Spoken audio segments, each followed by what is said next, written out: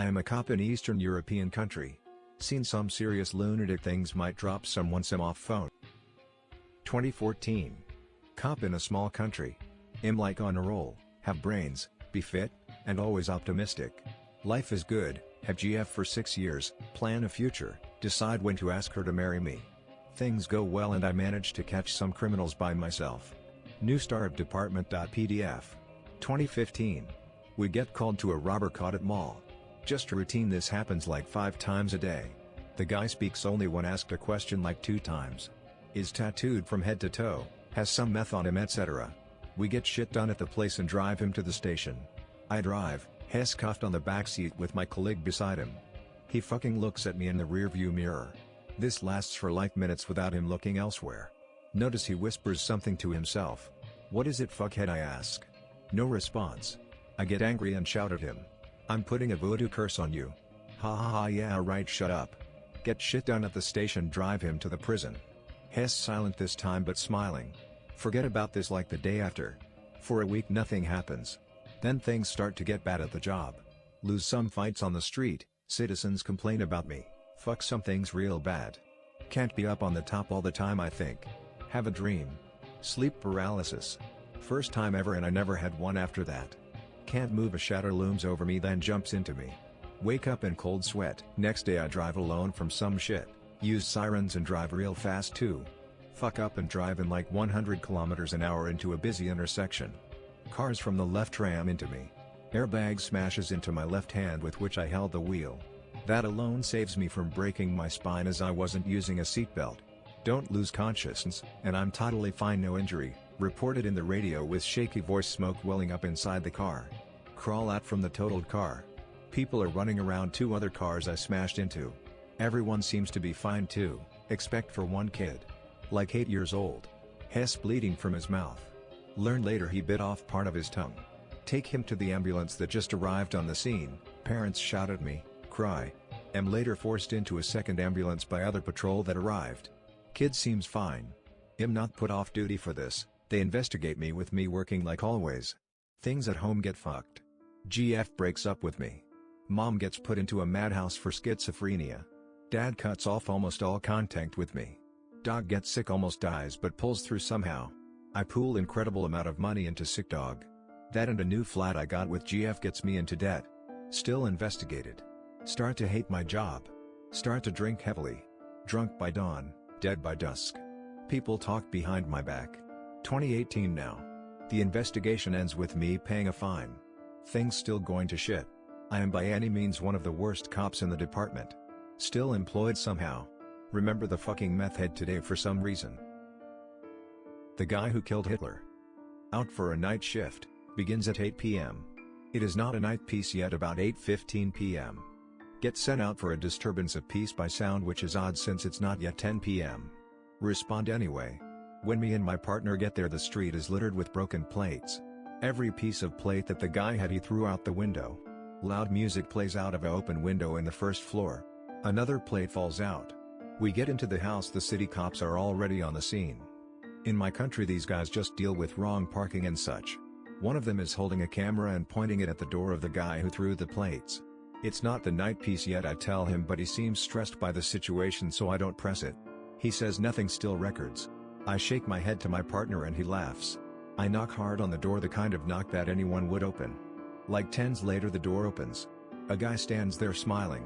He has a beard and is wearing just shirt and slippers, his right hand is wounded and bleeding. I grip my gun but remain calm. Can we go inside? I ask politely. Of course, the guy says. Come in, here I just killed Hitler. What the fuck? JGG. The guy points on the ground. There is a pentagram painted with blood which I guessed came from the wound he had. In the middle of the pentagram is a stabbed knife reeking blood. The guy has a gush about 2 centimeters long on his right hand. He is smiling optimistic like. We both look at ourselves with my partner. Don't want to turn this into a bloodbath, so I talk him into letting us in. Which he has. The music is still playing very loudly. The guy is pretty behaved, actually always smiling and such, but obviously he is not right in the head. Turn down the music, you caused a ruckus or annoyed the neighbors. He goes to a PC and turns the music off. So do you take any medicines? My partner asks. Yes, but I don't need them, obviously, he says. Yeah, obviously. We talk to him and he calms down. Guys, check this out, I'll show you my dad, he says. Sure, of course, no problem, I say to keep him occupied. He gets to the computer which was playing the music and opens an file there. It's a picture of Barack Obama. That's my dad. The guy is white. Everyone is white in my country. Okay. Sure, I say. We get the guy to come with us without using force and he basically complies with everything we say. We call an ambulance to get him to the psych ward. I sit with him in the ambulance just beside him, I don't even put cuffs on him. Watch out, it's paranoid schizophrenia, he's dangerous, paramedic says. You don't say. Gif. Doctor checks him in the psych ward. You were here before, are you taking your meds? The doc asks. Nope, I don't need them. Obviously. Then he just kept turning to his left and whispering something. Who are you talking to? The doc asks. My future girlfriend, he says. Doc looks at me and I shrug. They put him there and that's the last time I see him. Bunkman. 2018, I'm 29-year-old male. February. The capital of the East Bloc country. Edge of town, not the outskirts. Known to be a big ghetto of gypsies back from 2001 when flood destroyed their natural habitat downtown. Patrol the streets in car with partner. 2 a.m. empty streets, kinda boring, really no action, and I remember getting sleepy just about ready to get back for a break. Suddenly get a direct call on the radio from station inspector of the night. Yup, we're listening. Get back to the station, there's a weird guy here. Inspector is on the station alone in the night, so sometimes people come at 2 a.m. to report their car getting jacked, etc. Usually these people have problems, either in head, alcohol, drugs, etc. Got it. I turn on the police lights and double time it back to the station to help the inspector. Get to the station, open the main doors and it's dark inside, only light I remember in the waiting room, where people wait to get their turn, is light from the vending machine. The guy sits there. White thin guy, old clothes, bald spot on his head and his look is kinda outta there, he scratches his neck from time to time. Warning bells start ringing in my head. The guy looks at me not saying anything and I don't say anything either. Shake head and go to the inside room to the inspector. What's up with that guy? Yeah. Inspector shrugs. What he wants? Dunno, you ask him, I just let him in but has fishy so I leave this one to you. Inspectors are usually just the kinds of clerk white-collar cops who just handle reports on the station and relay info to the outside patrols, etc. They also work 24-hour shifts, so this guy just doesn't have the temper to deal with some nut job. Go to the guy with my partner. What's the problem?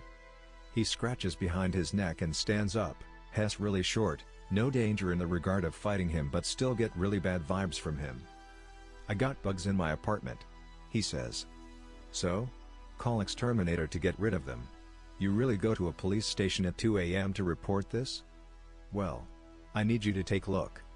Seemed like a waste of time to me and my partner shook head at me, but I just got this weird feeling to check it with him. He clearly wasn't right in the head and something could be up in his flat.